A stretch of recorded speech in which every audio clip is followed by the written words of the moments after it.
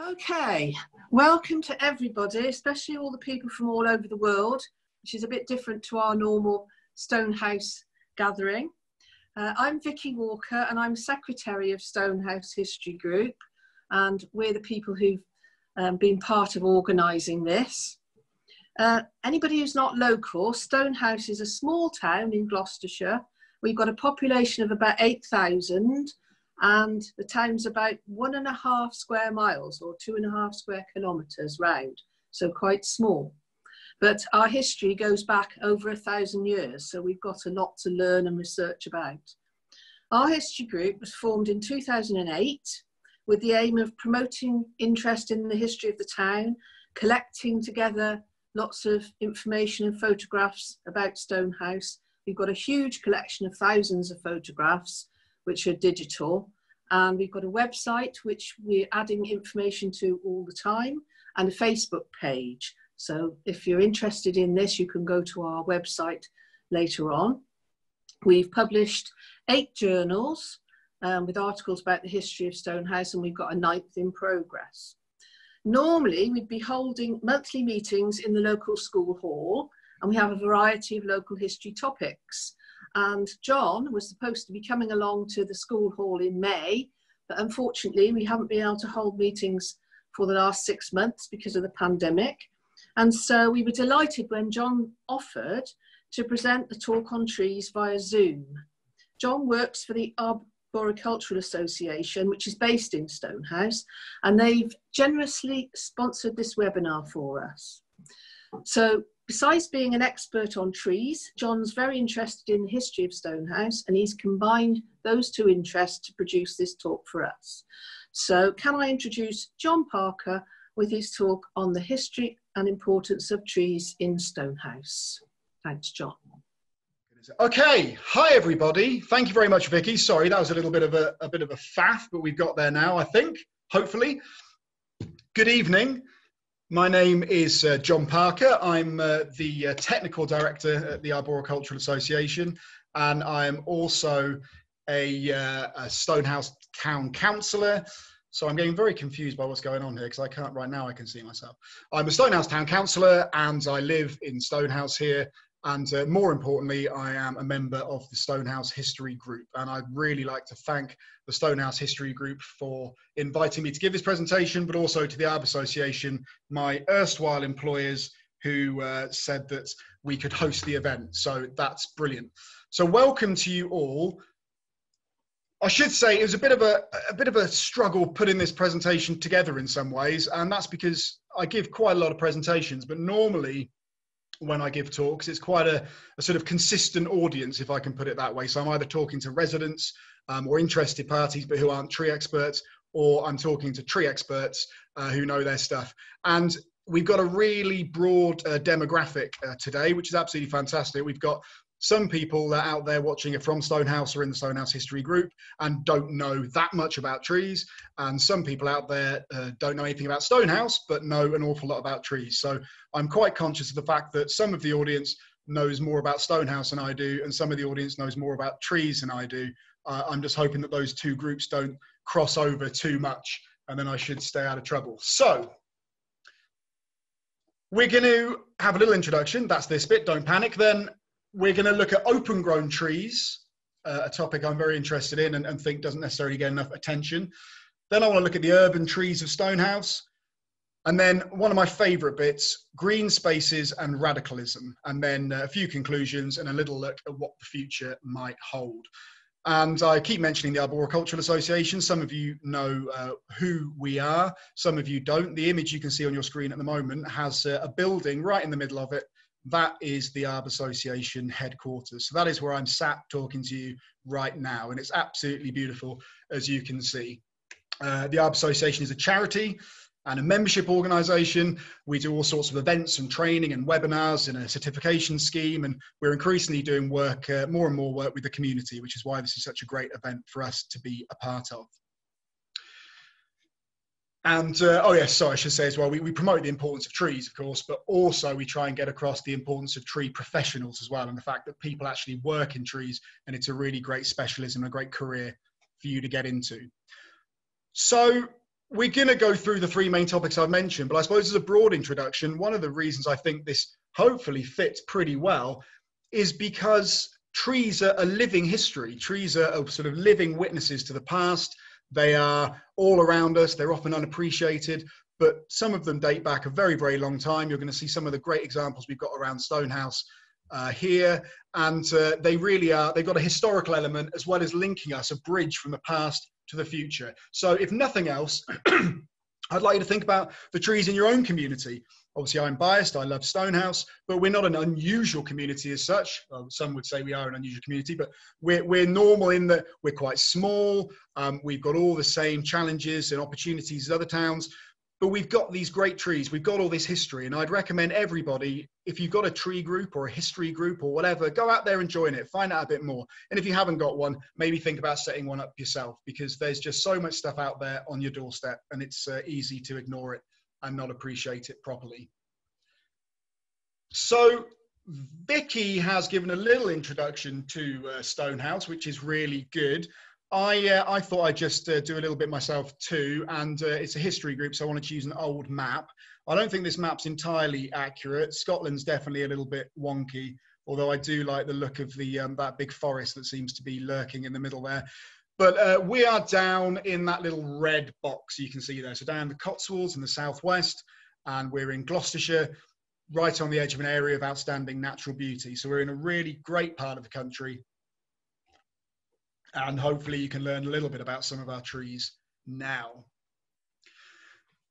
And the first bit I wanted to talk to you about was open grown trees. And what I mean by that really, not trees in woodlands, not trees in forests, not even really trees on streets or anything like that. Those trees you see growing in the field that have had, you know, full access to sunlight, that have grown up into great shapes and great canopy sizes and are really taking advantage of their environment. This is a bit of a deceptive photograph to have actually, because this is 4 or 5 trees in a group together, but it's a nice picture and it's a sunny blue sky, so I thought it was worth the deception, but it's a beautiful thing. This one, however, is a proper open grown tree. This is a magnificent oak.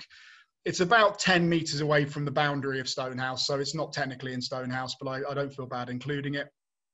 It's just a wonderful tree, and these open grown trees do so much for us. They deliver loads and loads of benefits, and one of the things I'll be touching on throughout the presentation is the different environmental, social and economic benefits that trees deliver us. They're not just nice green things that sit there looking attractive. They do loads and loads for us. And these open grown trees, this tree in particular, for example, it's offering huge amounts of habitat. It's just a home and a source of food for vast numbers of insects and birds and bats and animals.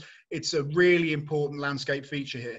And that landscape feature element is also important. They give you a sense of place. When you're driving or walking or cycling through this area, you'll see plenty of trees that look like this, and they're all telling you a bit about where you are. They're all making that landscape look that bit more special. Trees of this size, of course, also store and sequester large amounts of carbon. We're all thinking about climate change at the moment, and open grown trees play a huge role in the climate crisis fight back.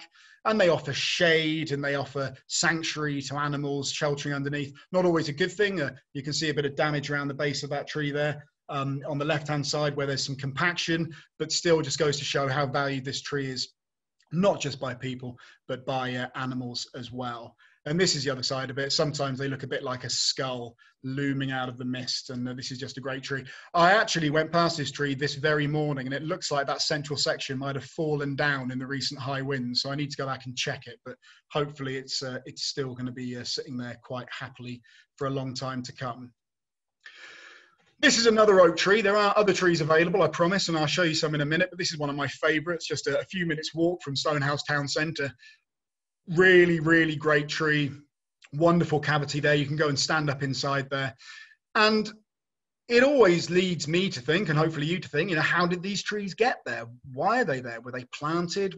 What's it all about? And one of the big stories, I guess you could say myths possibly you hear, is this idea that once upon a time, years and years ago, Northern Europe and Britain was just blanketed with forest. It was a continuous forest. And, you know, you hear that a squirrel could go from Land's End to John O'Groats without touching the floor. And it was just total forest cover. And then over time, as humans came in and started clearing land for agriculture and clearing trees out for firewood, it sort of whittled it down and whittled it down until you just have these little remnants, these pocket trees, these survivors that have, the only ones that are left after a long period of time of removing all the growth around them. And that's one theory that people talk about an awful lot, but doesn't always make a huge amount of sense to me. And there's another theory, and I should say these are only theories, but it's all out there for discussion. By a very important paper was published by a chap called Franz Vera in 2002. I've not put that there for you to read, but you're more than welcome to do so. This paper is freely available on the Arboricultural Association website at trees.org.uk, and you can go on and have a look at the whole thing. And what I'm about to say is a grossly oversimplified version. But what Vera says, essentially, is that one of the reasons that we have these pockets of open sort of parkland and space now is because the trees that do start growing up from seeds that have fallen into those grassed areas are quite quickly browsed. They're quite quickly eaten by deer or by cattle or by rabbits or whatever it may be. And that those creatures or their ancestors were still certainly around a long time ago. And that actually it might not be the case that this has always been a blanketed area of forest. And possibly, and more than likely, according to Vera, that's not the case at all. These trees have grown up in isolation. They're not the remnants of some ancient woodland that used to extend around here. They are trees that have grown up. They're light-demanding trees, oak. They want to be out there. They want to develop this fantastic canopy. They don't just want to have the top bit of the canopy where they've been growing up straight and tall, as if they're growing for timber in a woodland or a forest environment. This is sort of what they want to be doing. And like I say, it's a gross simplification, so my apologies to Franz, but Vera's conclusion is, on places where large ungulates, including large grazers like aurochs and tarpan could roam, the primeval vegetation was not a closed canopy forest. It was a park-like landscape with a high diversity of biotopes and therefore a very high diversity of wildlife. So the landscape, the traditional landscape that we might imagine predated people or very early mankind might not actually be the case. And like I say, there's a bit of controversy around it. Some people think it's a good theory, some people don't, but it's an opposing point of view to what a lot of us grew up with this idea of just continuous tree cover from Land's End to John O'Groats. So how did they get there? If they're not remnants, how did they get there? Well, Vera's got another idea about that, and it involves one of my favorite birds, the jay. And for those of you who don't know, that's what the jay look like. I've used one of my books, I think it's from the 1970s, again on the history theme, the birds of Britain and Europe, a Collins guide. And there's a clue here as to why the jay might have a role in some of those open grown trees. Because at the bottom there, fond of acorns in the autumn, which it also collects and buries. And it's now believed that jays gather up thousands and thousands of acorns every year, and they go off and plant them. And some of them they come back to later on and eat, and some of them they don't, they leave. So perhaps some of these trees that we're looking at around the fields of this area and wherever you are were actually planted by jays. But we've already talked about the fact that these young saplings get sort of eaten as they're growing up. The rabbits and the deer come up and they browse them. And so how did these ones make it? How did that tree you can see there make it to the size it is? Well, there's an old French saying that I was introduced to by Jill Butler and Ted Green, two wonderful people. There's more information about them on our website as well. But the saying is that bramble is the cradle of the oak. Bramble is the cradle of the oak. And you can see here, hopefully in this picture, it's not the best one in the world, I suppose, but you've got a decent sized oak tree on the left-hand side. And then on the right, you've got this scrubby area full of bramble, really difficult to access. And in there, you've got a couple of oak saplings. There's an ash sapling in there, and there's a little sycamore too, and a couple more things in there as well. And these are the trees that have been planted at some point, or their seeds have managed to get there, and they've started growing up under this shelter of the brambles. And the deer can't necessarily get in there to start eating those seedlings. They start getting bigger, and by the time they come out, they're substantial enough to not really be posed such a huge risk by the animals that want to browse them. So it's these areas are very, very important, these wilder areas. And this is on Doverow Hill, just behind Stonehouse. It's a really great landscape, a sort of open landscape with woodland on the sides, and then this kind of scrubby area in the middle. And the scrubby area is very, very important habitat indeed. I should have thought, actually, I can't see the chat. So normally by this point, people are screaming that I'm wrong. If you are, I can't see it. So no. And I should also say, if you want to ask me any questions, you should do it through the Q&A button, not through the chat, because I won't be able to see your questions if they're in the chat. Now, this is one of my favorite trees in Stonehouse. This is on Maiden Hill, and it's mainly included here, partly because it's a wonderful open grown tree, but also because it's a sycamore. And frequently I'm told, well, sycamore is a weed. It's just a weed tree. We don't like sycamore. We want to get rid of sycamore. Well, that is not, to my mind, a weed. That's an absolutely magnificent specimen. Again, I've talked about some of the benefits. It's delivering all those benefits in spades. It's absolutely brilliant. And you can see a little bit closer there as well. That's the stem of that tree. It's a wonderful thing to see, and it's tucked away at the bottom of a field, and everyone should go and see it. So I think, or I hope, that's quite interesting from a sort of historical perspective. You know, why are these things here? But why is it important now? Why is this so important now? I think there's three reasons why what I've just been talking about has important practical applications to now. The first relates to tree planting targets. Now, trees are really high up the political and the public agenda at the moment. That's wonderful. It's great that people are talking about trees and caring about trees, but it seems to be always about planting. And those plantings is always talking about huge numbers, you know, different political parties. We're going to plant 10,000 trees, 100,000 trees, 1 million trees. We're going to plant 1 billion trees. The numbers just become ever escalating, and it's not much use to anybody, because those numbers really are talking about woodland creation or forestry. Both very important things, but they don't tend to take into account open growing trees.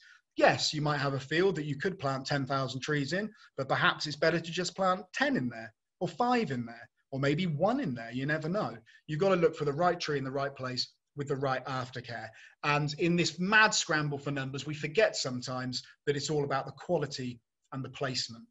It's also important because if people, sometimes when you hear this calls for all this tree planting, people are saying we've got to restore the landscape to what it was. We've got to restore it to a natural landscape. But actually the natural landscape you're thinking of, if you want to plant up just covered the countryside in woodland, that might not be quite as natural as you think. And also, tree planting doesn't necessarily have to be tree planting. It can be natural regeneration. And at great personal cost to myself, by getting scratched by brambles, I took this photo, which I thought at the time was very artistic. I'm not so sure now, but that is a naturally regenerating oak that has grown up under the shelter of the brambles and hopefully will become that tree that is immediately behind it. That tree didn't need to be planted. It didn't need to be bought. It didn't need to be imported. It didn't need a plastic tube. It didn't need irrigation. It just needed brambles and possibly a jay. And I think we need to not underestimate the importance of those things. So that's the first thing, really. The second thing is that if bramble is the midwife of the oak, we've got to make sure we don't lose our bramble. We've got to make sure we don't lose our scrub areas. And again, time and time again, people want their fields or their various, you know, public spaces to be just completely tidy and clean. Let's clear that scrub out. It looks messy. Not only is it wonderful habitat, I hope that everyone knows now that scrubland and brambles and the like are fantastic habitat, but also this is where a lot of our trees are going to develop over time. And hopefully this tree, if we came back here 200, 300, 400 years time, this will be one of the dominant landscape features, and it hasn't been planted. And then the other reason I think it's very important now is because there's threats to our open grown trees. There's danger here. This photo I took yesterday, shows you how late I prepare my presentations. This was taken yesterday, just outside our office, actually, in the fields opposite the Arboricultural Association office. And you can see there were 3 great big oak trees here, and the one in the middle has died. I think it's died a little while ago. But we've got to ask, why did that tree die? I don't know the answer to that question, but those trees have been happily growing there for 100 years, maybe 150, 200 years, who knows? But for some reason, in the last small number of years, that one in the middle has died. Like I say, I don't know why it is, but we've got to make sure we're trying to find out. We've got to make sure we're protecting them. Maybe that's working with farmers who sometimes, I'm not saying that happened here, but sometimes farmers can plow very close to the base of the trees, and that can cause damage to the roots, which can end in the tree dying. And whilst standing deadwood like this is incredibly important habitat as well, and it should be retained and kept and appreciated and valued, we also want to make sure we've got all those wonderful living trees too. And I've just got a couple of photographs here, really. I haven't got a later comparison picture, I'm afraid, but these are Britain from above photographs. This is from 1920, and it just shows you Stonehouse there.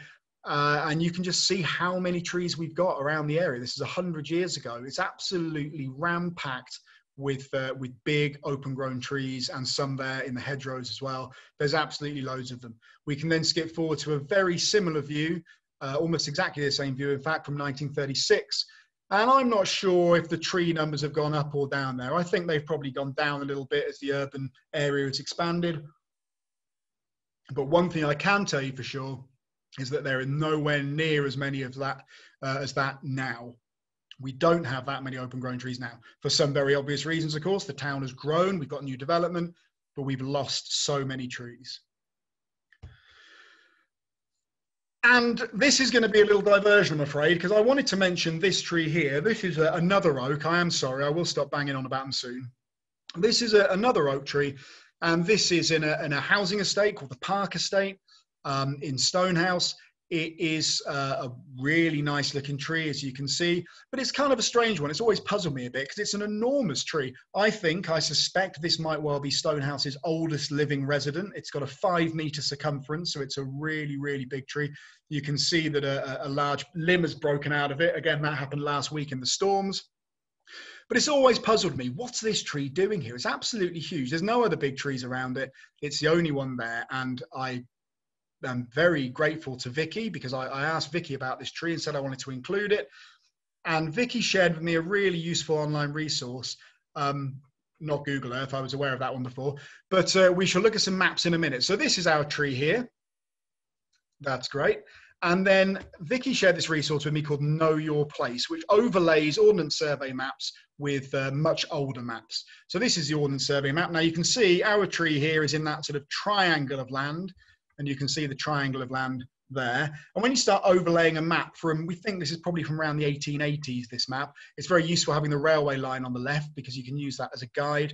You can see our tree is marked on there. And there was a couple more trees there. It's in a little group of 5 trees.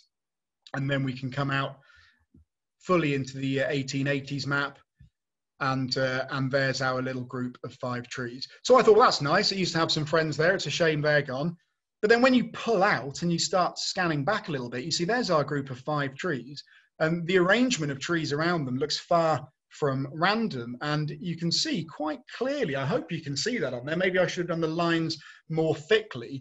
But there's a very clearly defined avenue running down there. And obviously lots and lots of trees have gone at the time this map in the 1880s was done. And it's very impressive that in the 1880s, they actually did plot out the trees as they were going.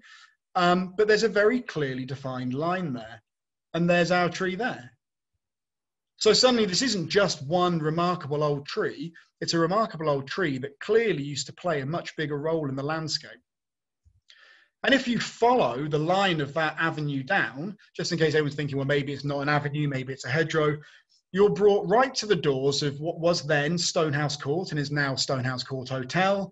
And you can see that you'd have stepped out the door there of Stonehouse Court Hotel, and you quite possibly, I like to think, and I need to do a bit more work on this, but this is my working theory, would have had an avenue extending out. But that runs for 1 kilometre of a line of trees. Now, what species were they? We don't know. One of them's an oak. We've heard locally that some of them were elms as well, so it definitely warrants a bit more research.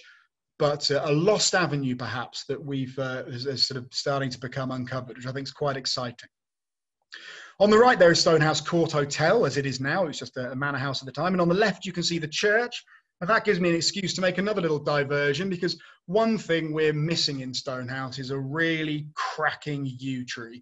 One of my favourite species. This is about the best we've got, I think, in Stonehouse. It's not a bad tree, but not the best. So I've cheated and I've used this image here. This is from a village called Orr, which is just about 7-8 kilometres away from Stonehouse on the other side of the River Severn. And this really is a substantial tree. It's absolutely huge. And this is also in the churchyard. And one of the questions I've been asked many times over the years is, why do yew trees so often get planted in churchyards? Why do you find yew trees in churchyards so much? And of course, the answer to that isn't well, in fact, the question's slightly wrong. The question isn't why are there yew trees in churchyards? The question really should be why are there churches built around yew trees? Because yews were sacred trees to our ancestors, to the pagans, to the druids, who tended to build their sacred places and their shrines around yew trees, around the groves of yews. And in many cases, like this one here, the tree predates not only the church, but probably predates Christianity as well. So as the newer religions like Christianity moved in and took over from the older religions, they kept the same sites. They retained those trees, or they continued to plant some of the species that were there before, to continue that familiarity for the people who came to worship. So you often find yew trees in churchyards, or more accurately, you often find churches planted around yew trees. I could talk about that all day, but not today, unfortunately. So on to the second part.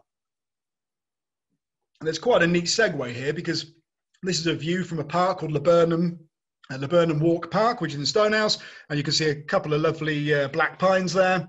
And on the right-hand side, there's a giant redwood. And in between the two, that little green lump there, that's another yew tree. And that yew tree is actually essentially in the gardens of what used to be an old chapel in Stonehouse, and is no longer there, but the old chapel gardens are there and have recently been refurbished beautifully by Stonehouse in Bloom, one of our community groups. So again, there's another connection there between the yew and the religious place of worship. But we're going to concentrate now a bit more on the urban trees. So what have we got going on the urban parts of Stonehouse? And this is a nice photo. I like this one. This is in the 1970s aerial photo of Stonehouse Park Infant School. And we are going to zoom in and look a little bit more closely at these three trees here.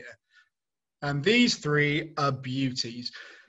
3 London planes. See, I told you it wasn't all about oaks. We're doing planes now. Now, I worked managing trees in London for about 10 years, and I used to look at planes day in, day out. And these 3 trees, particularly the one on the left there, the one sort of in the foreground, is one of the best I've ever seen. I just absolutely love it. I always get excited by it. Look at the size of that. It's got a 3.6 meter stem circumference. It's absolutely huge. Look at the branches on it. It's an old pollard, so it's grown in this way. It's been managed in this way. There's some big old cavities in there, but we're hoping it's pretty solid. And look at the bark. What wonderful bark the plane has. Plane is a great tree for urban areas for many reasons, but one of them is because of this bark. Essentially, the bark absorbs pollutants and particulate matter, and then it sort of becomes saturated. And then as the tree grows and expands, the bark drops off, saturated with all the pollutants, and takes them into the floor instead of them floating around and going into your lungs. So planes are really good for that purpose. They're just wonderful trees. They tolerate really heavy pruning as well, so they're good for an urban area. And you can see these have recently been pollarded. Stonehouse Town Council pollarded these trees. A lot of people don't like pollarded planes. They think they look ugly. Personally, I think there's a real architectural beauty about these trees. I think they look really, really good when they've been well pruned, and these got really good attention from a local tree surgeon recently. So some great trees there. And then going back to the aerial photo, there's another 3 trees that I've circled on the other side of the school. And we're going to have a little look at these ones now. So this is 1951. I'm not sure. Who knows? Maybe some of our viewers recognize themselves. I don't know. I apologize if I've used you in a photo when I shouldn't have. But this shows the cultural significance, I think, of these trees. Generations of children in Stonehouse, just, you know, school year after school year after school year for so long, for 100 years, 120 years, have grown up playing in the shadow of these trees. They might not really have thought about them. They might not have known they're London plane trees, but they have benefited from these trees, and they would have been a real landscape feature for them growing up. And that continues to this day. And they'll also have benefited from the fact that there's studies have been done which demonstrate an improved educational performance and improved behavior from school children who have who can see green space, who have good access to green space, and who have trees, you know, in the playground and around them that they can get out to see. So those children you can see in the photograph were benefiting from that, as are the children today. And I'm very pleased to say that both Park Infant School, which is where this photograph's taken from, and Park Junior School, which is across the road in the field, it's now been built in that field. Both of them have fantastic outdoor space. They really use sort of forest school, outdoor learning, and they're still very engaged with their trees. So you can see the 3 plane trees in the background there, and this is what they look like today. Not quite as magnificent as I'd like, and not quite as wonderful as the other ones, but they're still there, and they're still going strong. I also just want to go back to a slightly different angle. I think this one's a year later. I think this one was 1951. But you can see one of the plane trees in the background there. But what I really wanted to do is draw attention to this tree over here. I'm not playing spot the ball competition, although it looks like I am.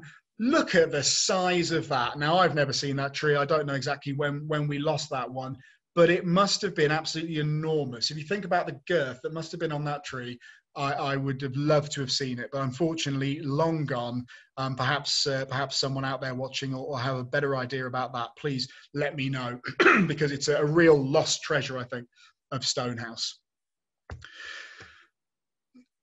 And we have lost some stuff, but we've gained other stuff. And overall, I think we've done pretty well. Some places better than others. This was taken in the sort of 1930s or 40s, not sure exactly when, but I wanted to show you some trees through the ages. So this is looking down the high street. On the left-hand side, you've got the Globe pub. The Globe is going to feature in a couple of stories later, so remember the name. But here are trees in the 30s or 40s, and here they are now. So that's gone pretty well. We've lost some, we've gained some, but overall, that's definitely an increase in canopy cover, I'd say, over the years. So I think we've done pretty well there. There's other places we've done pretty well here as well. And obviously, it's a drawing, not a photograph. It's a drawing by a local artist and keystone of the history group, Darrell Webb. And I'm not looking so much at the big building here, the garage.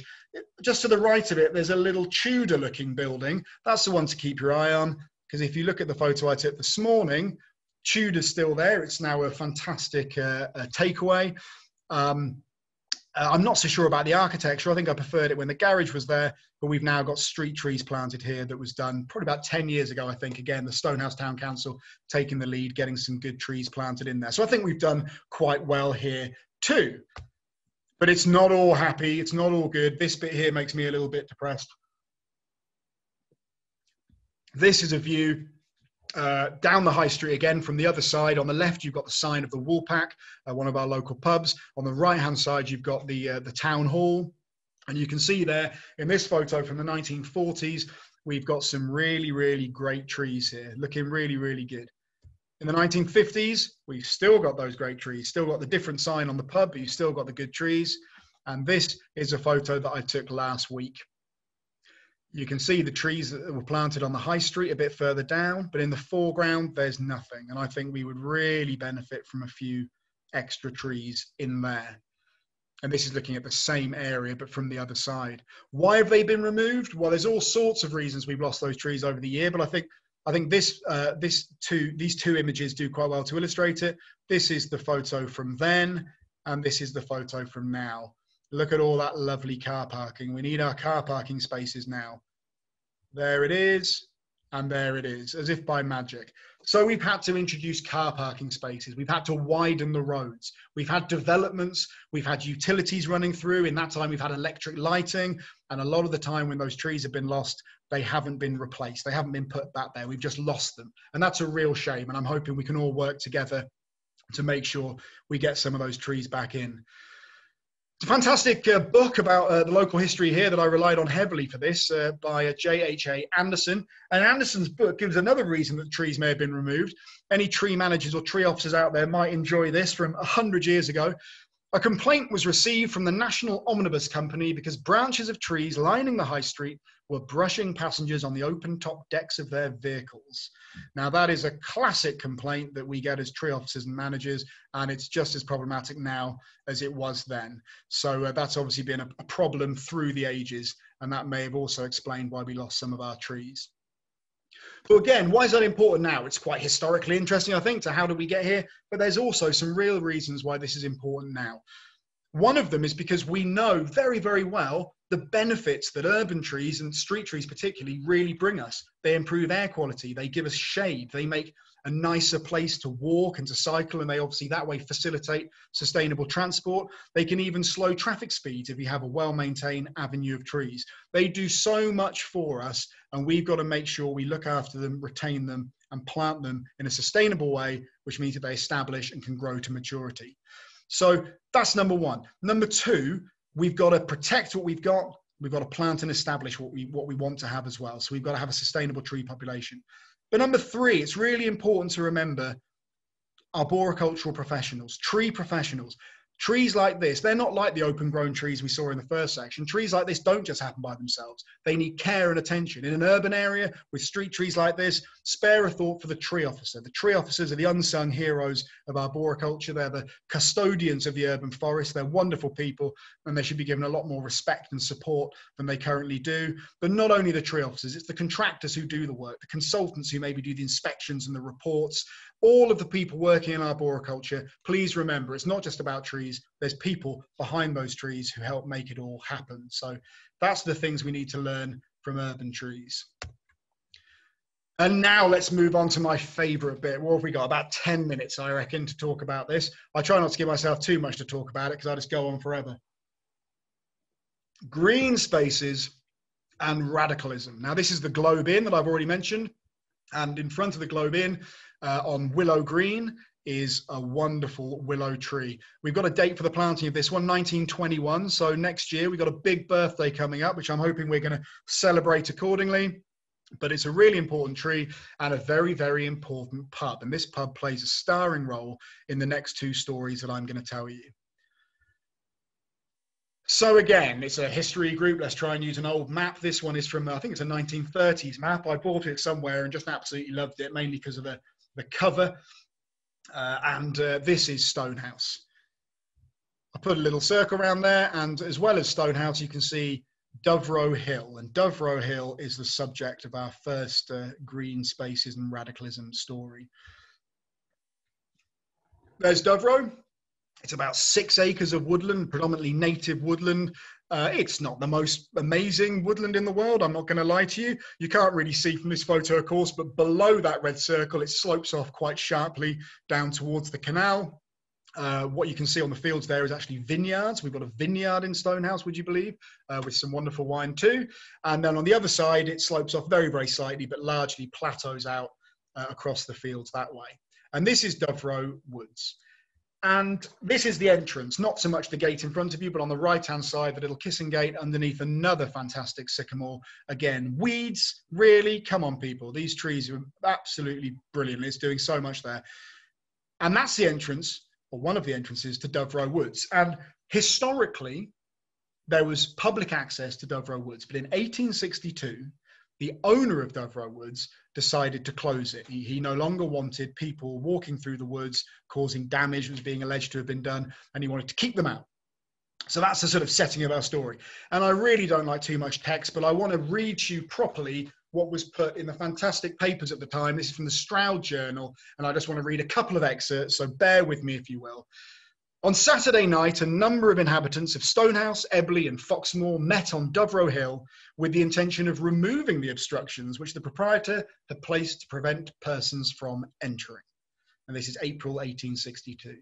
The people entered, headed by the Ebley Brass Band, and after walking over the usual public roads, they came to a fence which obstructed the entrance to the wood from Stonehouse.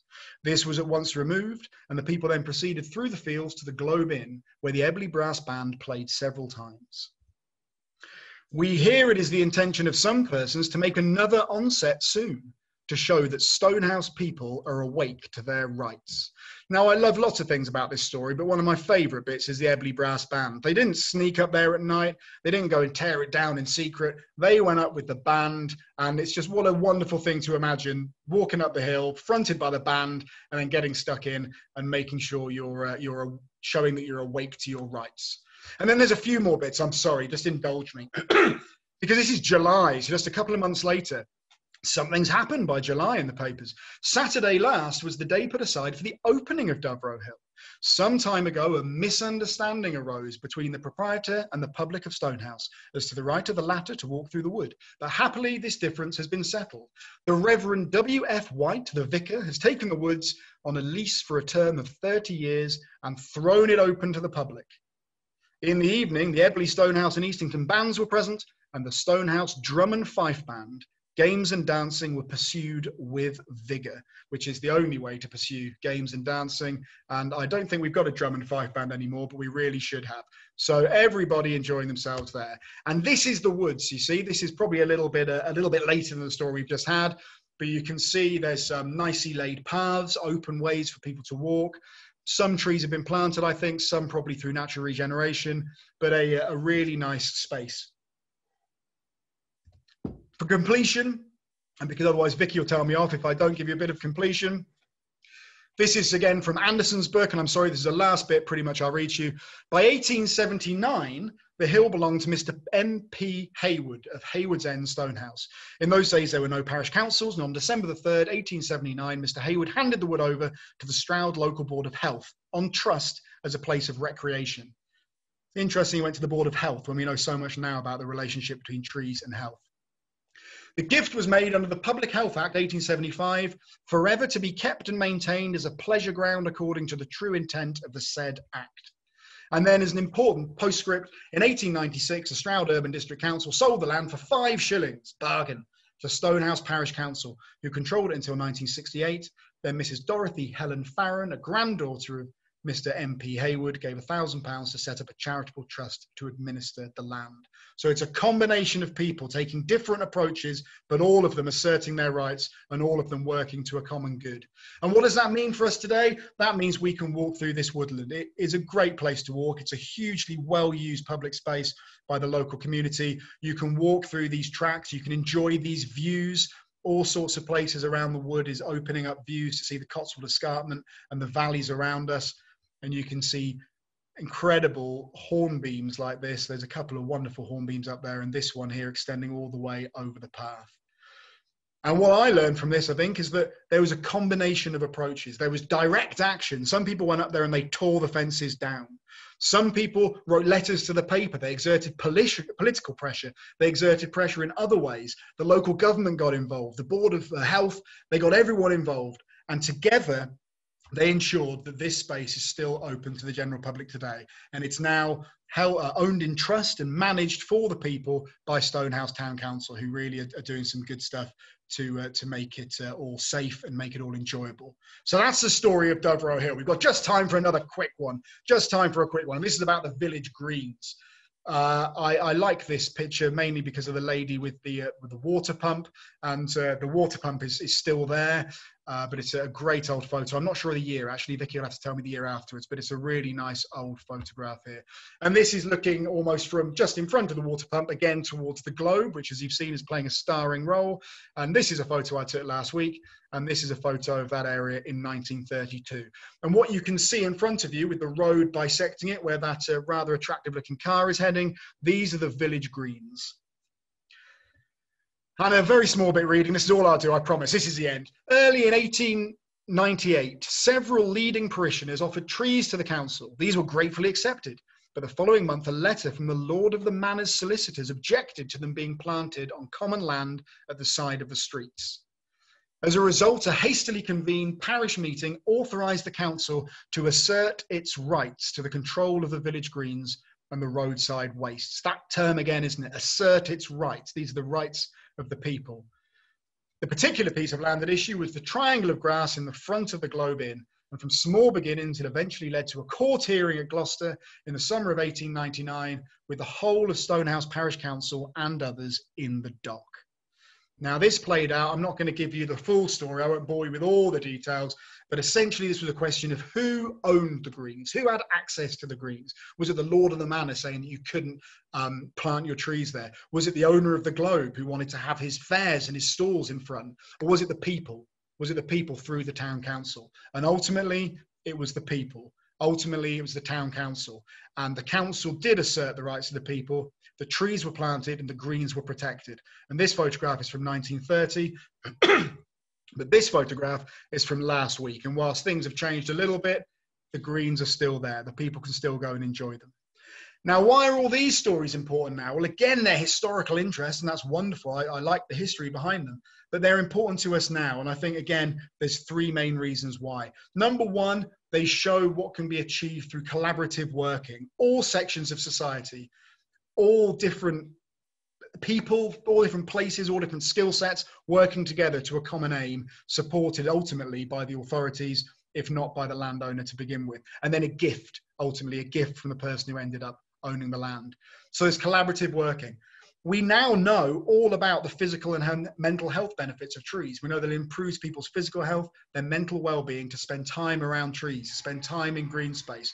And that's been more important than ever in the last few months, as we know, with coronavirus, the COVID outbreak. Some people have been in lockdown. Some people have had their movements restricted a lot. And if you can't go out very far from your front door, if you've got a garden, that's fantastic. You can go and sit in your garden, you can relax a little bit. But if you haven't got a garden, as so many people don't have that, you're reliant on your public green spaces. You're reliant on the places you can access, the places you can go. Maybe you're reliant on the street trees outside your door or on your street. And we know that green space, access to trees, is not fairly distributed through society. We know that there is generally larger investment, there is generally larger spaces, green spaces, for people in wealthier areas. And we have to consider green equity. We have to consider fair and equal access to green space. And all of us have to do that. Whoever you are sitting out there, whether you're a member of the community, an arboriculturalist, a city planner, a councillor, a politician, whoever you are, think about this. Who has access to the green space? And it's because of the actions of our ancestors here in Stonehouse many years ago that we have that access to this land, and also because of the actions of the council in the intervening time, because there were other times the Greens were threatened when the council stepped up. So we've got a couple of minutes left. So I just want to have a very quick look into the future, because the past is great, but it's mainly used as a guide, I think, to see where we're going to go and what lessons we can learn. And the future of Stonehouse and the future of trees in Stonehouse is very, very exciting indeed. The town council and other partners are working together, and we are going to turn Stonehouse into a community arboretum. Not the kind of arboretum where you pay money to go into, not the kind of arboretum behind fences, but the whole town, public spaces, private spaces, everyone engaged, mapping the trees, recording them, planting and establishing an interesting range of species, and making it something all the community can get engaged with and that everybody can be proud of. This is a tree planting event we had at the end of last year, where lots of members of the community came out, and particularly the youngsters. It was really, really great to see lots of young people coming out. And we planted a tulip tree here and several other trees around the rest of Old Ends Lane. This is a wedding cake tree, and we're not just looking to plant them. Like I say, we want to establish them. We want to make sure these trees grow on and become the history of the future. Am I allowed to say that? I'll have to think about that phrase later on. We'll have to think about that as well. We want to get these trees in. We want to make sure they're looked after. And that's why this tree here was the first tree anywhere that received one of these watering tags, project by the Arboricultural Association and some of the tree officer groups, to encourage citizens, to encourage residents to get out there and water their trees during the drought that we had, but particularly when perhaps some trees weren't being watered because people weren't allowed to go out and actually do their work. So we encourage residents to get stuck in, and another slightly unusual species we've got here. We engage the community in other ways. On the right here is a tree walk that I led last year, taking members of the community out, walking around and basically telling some of the stories I've just told you now, but instead of doing it through a laptop, doing it out in the sunshine, enjoying those trees. On the left is a photo. I had several people asking me if I was going to mention the trees in Standish Hospital. I'm afraid I couldn't mention them, but I had to include this just so I wasn't completely complained at later. There's a site called Standish Hospital very close to us with some absolutely remarkable trees in. I did a tree walk up there with some members of the community, and it was really, well, I really enjoyed it. I don't know if they did, but I was going to say it was enjoyable. It was, I had a good time looking at some of these trees, and this oak up there is one of the finest species you'll see anywhere. And I guess to finish off the future, another project that we're engaged with in Stonehouse, there's two gentlemen in this photo. On the left is Professor Lucio Montecchio, a very good friend of mine. Not sure if he's watching. Hi, Lucio, if you are. And on the right is an eminent French botanist called Francis Halley. And Lucio and Francis came up with this idea called Progetto 400. Now, this is a project being led by the University of Padova to celebrate their 800th anniversary. Imagine that, the 800th year of the University of Padova. And this is a 400-year project. And the thinking was, we all love ancient trees. We all love really, really old trees. But how do they get old? We only ever start paying attention to them when they're already really old. This is a project where certain trees are being planted all over the place. I don't know how many at the moment, maybe half a dozen have gone in at the moment. And they're going to be photographed and drawn and monitored and watched carefully for 400 years, and we're going to see how they turn into ancient and veteran trees. And we're going to have one of those trees in Stonehouse. We're hopefully going to plant it maybe this year, maybe next year. It's going to be sourced from the UK. Not 100% sure exactly the species and the details, but keep your eyes peeled. And Stonehouse, as part of its community arboretum, will be having a Progetto 400 tree. So, conclusions. I've got 3 conclusions I want to give you. Please enjoy the painstakingly spliced together old and new photograph. 3 conclusions. Number 1, enjoy trees, appreciate trees. Trees are really, really great. You should all go and enjoy them. Think about them a bit more, think about them a bit differently. Even if the people I'm talking to now are people who work in arboriculture and urban forestry, remember why you got into trees in the first place. It wasn't because of carbon sequestration. It wasn't because of rainfall interception. It was because trees are brilliant. We all need to rediscover our love of trees. And think about the trees in your own community. Like I said at the beginning, Stonehouse isn't a really, really unusual place. It's not a really special community. I think it's very special. But what I'm saying is every community, every town has its stories, has its trees. Do a bit of digging. Find out what the history of your town or your city has to offer. Secondly, remember the tree professionals. If you want high quality trees in urban areas, you need to have people to look after them. You need to encourage arboriculture as a profession. You need to respect people working in arboriculture. And if nothing else, I hope there's some people who leave here knowing the word arboriculture, which is sometimes a bit of a jump for people to say. And thirdly, and most importantly, be like the people of Stonehouse in the late 19th century. Assert your rights. If something's happening, if someone's taking your green space, if your access is being denied and you don't think it should be, assert your rights. I'm not saying you should go and tear down the fences, although, hey, sometimes that works. Maybe write a letter to the paper. I don't know. But stand up for your rights, because if the people of Stonehouse hadn't stood up for their rights more than 100 years ago, the people of Stonehouse now would not have anything near the green spaces, wouldn't have anything access to Doverow Woods as we had in the end. So people, stand up for your rights. We've got to fight for it if we want to keep it. So that is pretty much me done, other than to say thank you very much again, Stonehouse History Group. Thank you for inviting me. Vicky, thank you for being so patient as I've pestered you with questions about dates of photographs and all sorts of things for the last few weeks. Thank you to Stonehouse Town Council and to the Arboricultural Association, and also to the authors of the 2 books that I used so much when I was trying to research some of the history of Stonehouse, to J.H.A. Anderson and C.N. Harrison, both books that I used. Thank you to them. Thank you all. That is my my email, and that is a couple of websites you might want to visit. And if you've got any questions about any of the links or references, please feel free to email me, or I think you can use the Q&A button to ask me some questions now. And I'm only about 5 minutes over time. Thank you. Well, I think everybody must agree that was absolutely inspiring, John, and thank you so much. I first met John on the tree walk last year, and I was amazed. His knowledge, the way he talks, his enthusiasm, and I think he's proved that tonight.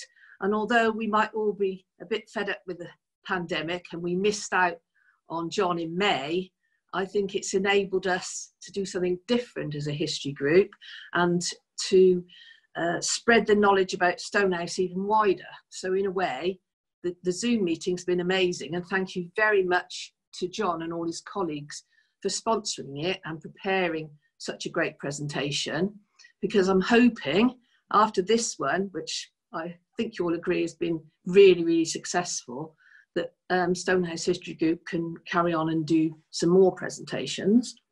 And thanks very much to John. He's been bullied by me to say about all areas of the community joining in, but I thought he said it absolutely beautifully.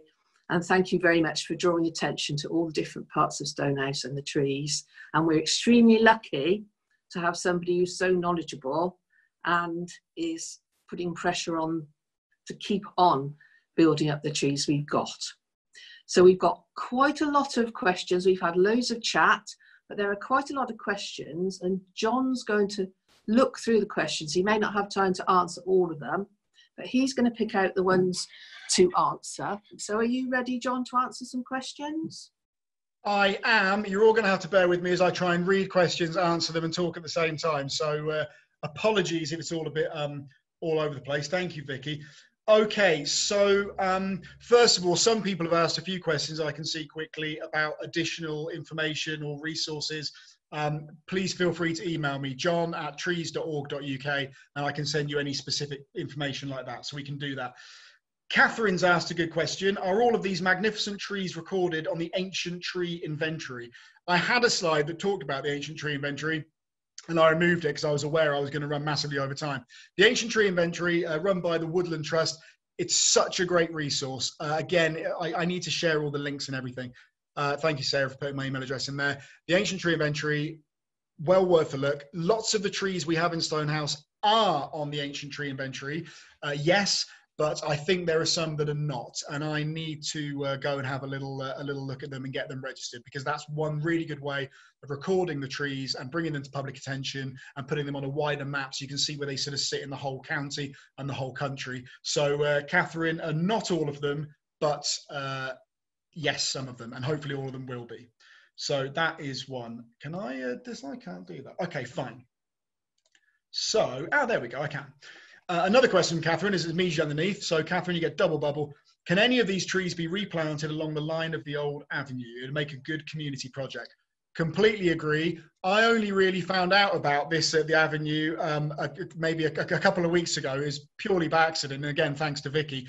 I think there might be one or two places we might be able to sneak something in, but on the whole, it's been developed and built over completely. So it's going to be very, very difficult. But I'm hoping we might be able to try and get some trees back in there. And as you say, community project, it's got to be done with the community all the way.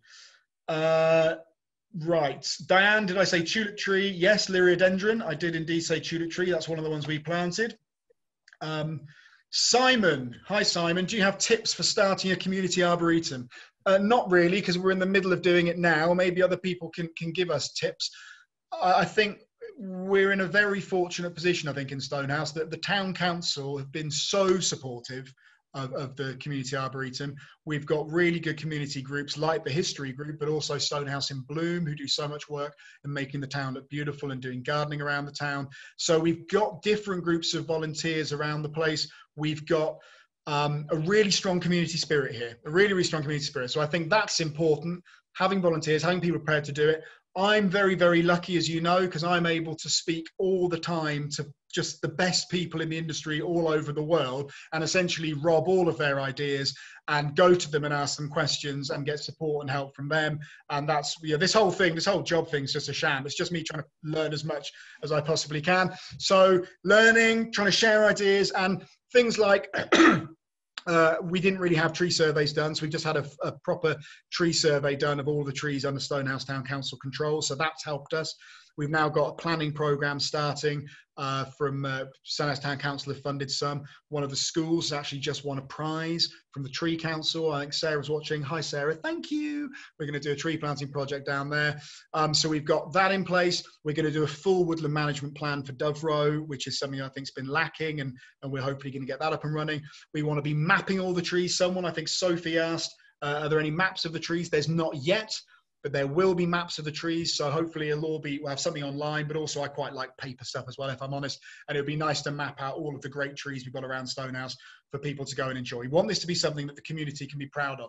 And like I say, not just in the public spaces, in private spaces too. Some of the bigger public spaces like Stonehouse Court Hotel I mentioned, for example, they've got some great trees in there. Hopefully we can bring that in. People's front gardens. Can we encourage people to plant maybe more unusual trees, sourced in a responsible way and maintained properly? We got to see. So it's early stages for us yet, and there's maybe people out there who can give me tips. But yeah, the Stonehouse Community Arboretum, it's a really exciting project and something that will be unfolding for centuries to come, I'm absolutely sure. Right, Mark. Hi, Mark. Do you have a UK Tree Champions program? Are any of these listed as the largest of their species? We have this in the US, and each state has its own state program, including Oklahoma. Some states even collect seeds and promote the planting of champions. We do have lists of champion trees, and I'm reliably informed, and Mark Hemming, I know, is watching. Hi, Mark, another Mark, that the cork oak at Standish that I tried to find a photo of and couldn't find one, but I will do it. Let's do another presentation, and I'll show you it again, because you can do a whole presentation just on Standish. but that the cork oak and Standish is a champion oak, I believe. Mark may well say something different through the chat now. But I don't think any of these are champion trees that I've shown you, but we can certainly find out. And it is a really good way, again, like the ancient tree inventory, of promoting the different trees to the local community as well. Matt has said, how old do you think the big gnarled oak tree pictured near the start of the presentation is? I get asked a lot, particularly on tree walks, about how old is that tree. And I can understand why everyone wants to know how old the trees are. I try and steer away from dating trees where I can. I never take them out. They never call me back. I try not to put an age on trees too much, because I think you can often get it wildly wrong. Interestingly, I was thinking, and I did the one that was in the Park Estate, the oak tree that used to be in the avenue. I did a circumference measurement of that, and as I said in the presentation, I think it was 5 meters. And using some of the tree calculators you can get online, it put in that meant it was something like 400 years old. And then again, talking to Vicky, the Stonehouse Court Hotel layout and building as we see now was built in 1601, wasn't it? So 1601 for the building. Were those trees, was that avenue planted at the same time? I think that kind of fits, to be honest, about 400 years old. So is it 419 years old? I think it probably could be. It seems to maybe add up to something around that. The big one that I think the middle's fallen out of, I'm not sure. It really is huge. I would say it's probably older than the one that was in the avenue. So between 400 and 500, but it's a bit like yew trees. Whenever they do scientific studies of yew trees that people thought were 4,000 or 5,000 years old, it always turns out they're not quite as old as they were. Every generation adds on a couple of hundred years when they're telling people how old their tree is. So it's a bit difficult to keep track of. But that's a very long way of saying I don't know. But if I had to guess, between 400 and 500 years. Right. Okay, we're just trying to have a look. We've done that one. Sorry, it's a bit more disjointed. Robin said, does it have a TPO on it? Hi, Robin. I don't know which one you're talking about when you say does it, but I'm not sure which trees there have got TPOs on or not, but most of them are controlled.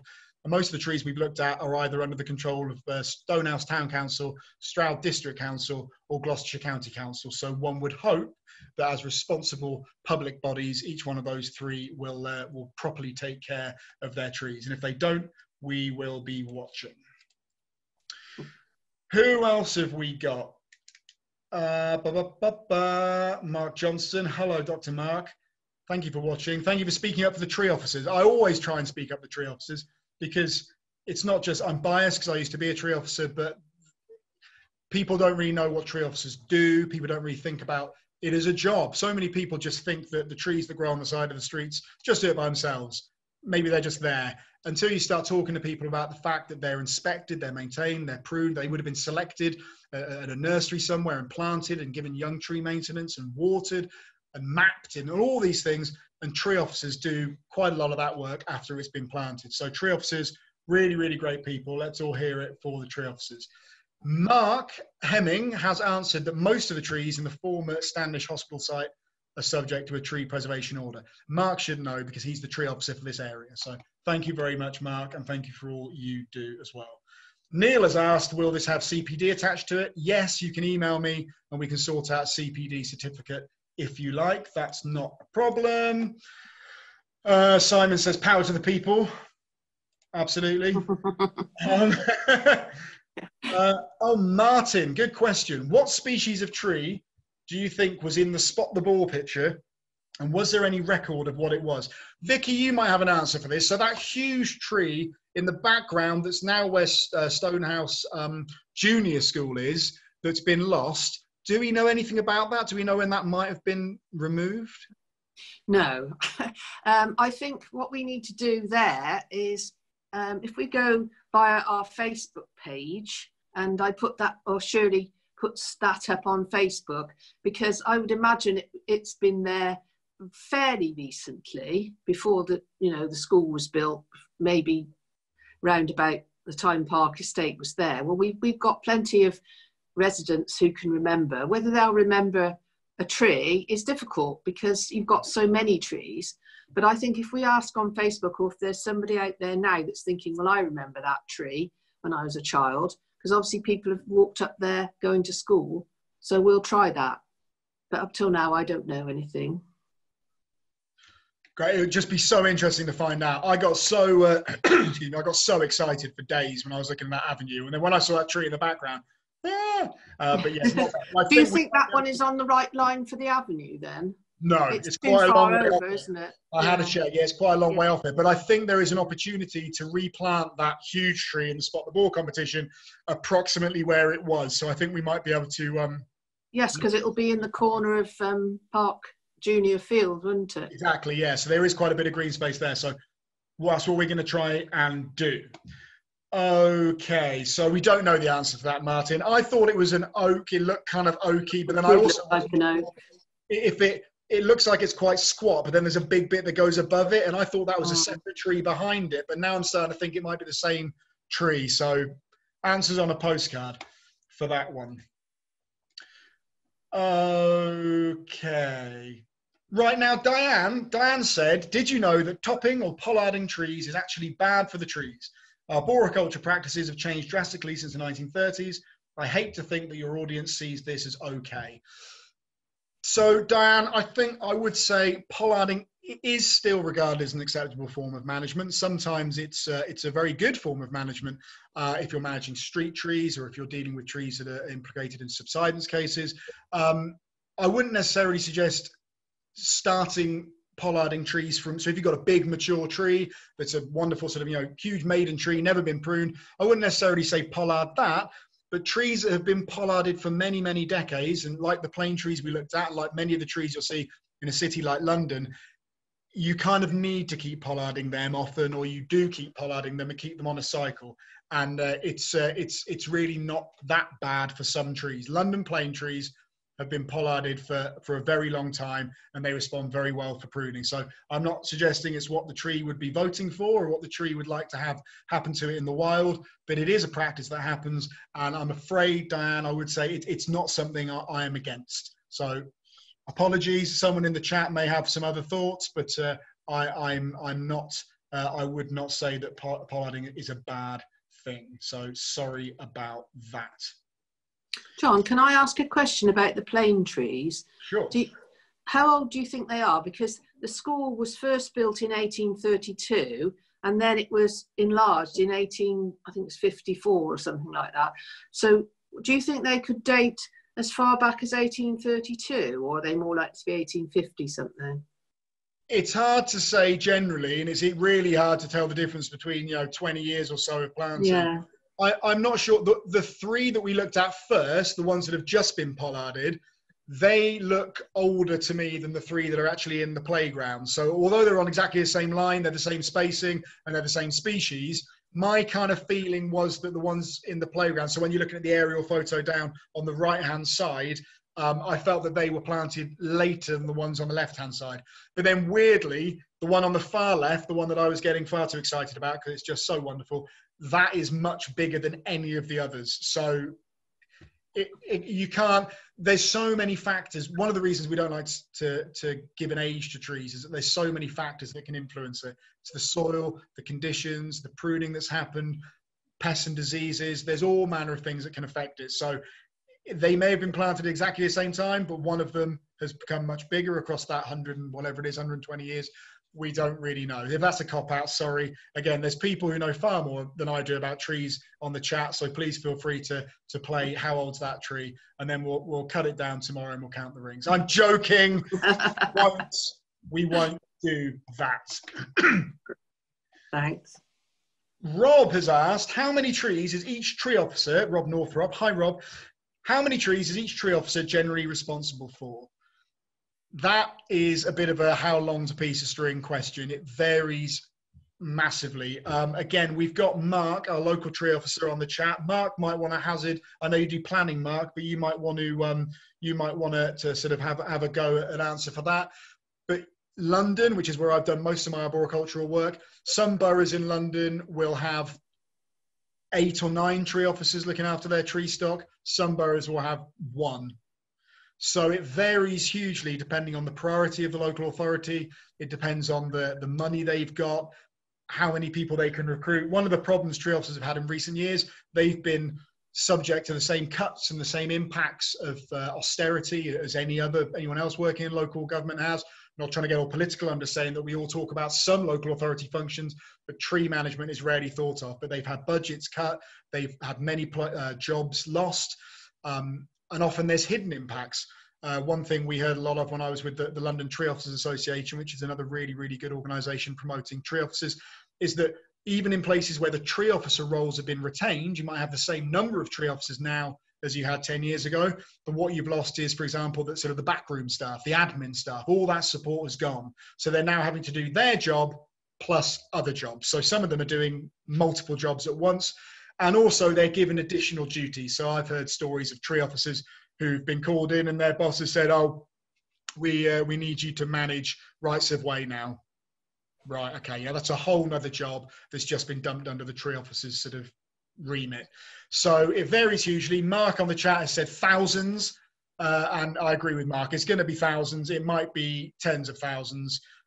Teresa has said in my local city, there are 400 TPOs, but some of those TPOs cover hundreds of trees. So like group TPOs. So there's lots of trees for one tree officer to look at. So the answer is lots. We need more tree officers. They need to be better resourced and better supported.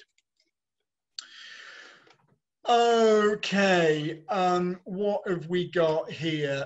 Elizabeth, as landscape architects, we've always tended to specify tubes, etc., with planting and spraying out to prevent competition. Would you think that we could perhaps take a different tack when planting up areas going forward, perhaps allowing an area to develop scrub and herb layer? I think it all depends on where you're planting, really. If you're planting up a new woodland, I mean, I should say woodland creation and management isn't my specialist subject, but I would favour a natural regeneration approach. And I've seen situations where when areas have been fenced off so that none of the animals can get into it, not huge areas, not being cruel to the animals, but fencing off substantial areas of a field, essentially, what comes through there. And those pioneer species that grow up, the bramble that comes in, and then some of the larger trees come up, you can regenerate woodland naturally rather than going out and planting thousands and thousands of whips, and the tiny little trees with stakes and plastic ties that we're told are biodegradable but seem to stick around for a very, very, very long time indeed. So I try and veer away from that there. If you're planting in an urban environment, there are different methods available, but planting tubes are still useful to get water from where you're pouring it in to the rest of the root ball. So there is a place for that, but there's other technologies involved as well out there, and I wouldn't want to really preference one over the other. It's different approaches for different situations. One of the best things you can do for urban trees is to get some mulch down around them on the pit. Make sure that pit is permeable. Trees need air as well as water, and if you've got a completely encased area around the tree, if you've got asphalt all the way up to the base, that's not really the best thing for the tree. You want to try and break it out and give it a little bit of space if you possibly can. But of course, you've also got to balance that with the needs of a pavement. People need to walk on it. People need to take buggies and pushchairs and wheelchairs down it. So there's lots of competing demands going on. And really the job of the arboriculturalist is to try and say that trees deserve that space. They deserve a seat at the table. They're not just a nice thing to have. They're critical infrastructure for an urban environment. And there's all sorts of ways of doing that. And that's what we're all trying to do through some of the initiatives that I've talked about. Okay. Mark again. Mark, you should do this presentation. Mark says, Standish Lodge will have a new community cafe. This will be open next month. Ooh, you will be able to view all the trees on the site. Everybody come to Stonehouse. We'll go to Standish and we'll do a tree walk because it really is worth it up there. And I would be more than happy to show people things. And I'm sure Mark would too. Diane's made a comment rather than a question, but I think you're absolutely right. Mowing around trees is also very hard on them, compacts the soil and can damage the roots. Over mowing of grass is something else that many places are trying to avoid now. You have schemes like No Mow May and things like that. And again, Stonehouse Town Council is fully on board with that. We're letting some of our verges around the fringes of the green spaces that the council are responsible for, letting them grow up longer grass, seeing what wildflowers come out, seeing what interesting stuff appears, and trying to make it better for biodiversity, reducing costs of maintenance, and helping with the environment and carbon generally. an important part of that is to communicate again to the community. It's involving the community. If you just let the grass grow long and you don't tell people what you're doing, it just generates complaints. People start saying, why are you not caring anymore? You're just saving money, all that sort of thing. If you communicate to the people, then they start to get on board with it. And Stonehouse Town Council used the Blue Heart campaign. I think it's called the Blue Campaign. But it's like blue hearts on little posts that are stuck in the ground that just say this area is being actively managed by Stonehouse Town Council to improve biodiversity. And people, I think, have really got behind that. And when I've been out and about taking a look at them, I've certainly had people really interested to see what's happening. And it not only is it cheap, it saves you money. Yeah, so it's really, really good. And again, Stonehouse Town Council, I'm very, very proud to be a part of Stonehouse Town Council and to live here. Very forward thinking, very open to ideas, and the community here getting behind it too. So that's really great. What have we got here? Phil says, is there a rule of thumb to estimate the age of, say, an oak tree from measuring the diameter? There are tools online. If you Google sort of, or any other search engines are available. Tree age calculators, you can put in the DBH, you can put in the circumference, and it will give you a number. It will say how old it is. I'm very skeptical of those because, like I say, there's so many variables involved. A tree growing in the middle of a field is going to grow at a different rate to the same, the same species, even the same provenance growing in a pavement. It's so hard to say, and there's climatic and regional differences. It's a complicated picture. So there is a rule of thumb you can use. There's various things, there's various papers and various methods out there. And again, I'm sure some of my learned colleagues will be able to make recommendations, but on the whole, I try and avoid it because, people like to have an age on it, but why sometimes we can just appreciate that it's brilliant without having to know all the details, I think, even though it's quite nice to think about it. Matt Wells. Hello, Matt. Has Wycliffe been involved in the town's tree preservation efforts? I've just noticed on Google they seem to have lost several significant trees on their 2 sites.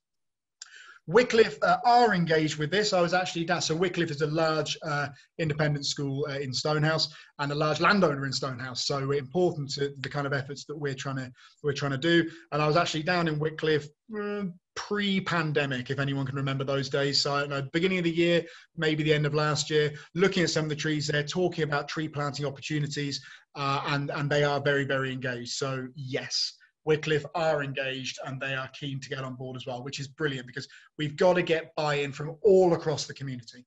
All across the community have to be supportive about this. Lou says, how can we find out about future tree walks? I know where there's a fabulous turkey oak.